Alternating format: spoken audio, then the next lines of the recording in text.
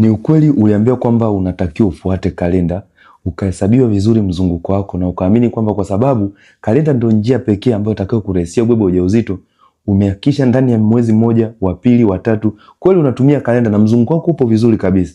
Huwa kuna changamoto nyingine za uzazi ambazo ni nje ya wewe mzunguko wako wa hedhi ule wenyewe. Kwa hiyo unapokuwa tayari kweli unajua kalenda, hebu jaribu kufuatilia kalenda yako, unaijua vizuri. Nimetumia siku za hatari kama inavyotakiwa ndani ya miezi 3 mfululizo, ila bado imeshindikana kubeba ujauzito.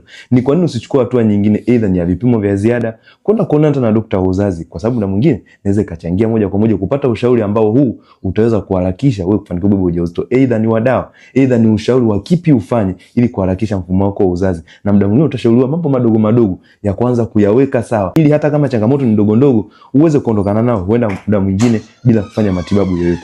Na ndio maana yake napenda kusema kwamba nipo nawe katika safari ya kuitwa mama. Ikiwa kama umeshakupitia changamoto za uzazi, umejaribu kufuatilia mzunguko imeshindikana, lakini bado ulikuwa unahitaji njia au programu nzuri ambayo inaweza kukusimamia kipindi ambacho upo kwenye ule uhitaji wa kufanikiwa kubeba ujauzito, tunaweza tukawasiliana moja kwa moja, au ukawa ni miongoni wale wanawake ambao wapo na wanaosimamia, lakini pia wanaopewa mwongozo ule wa ile programu yetu.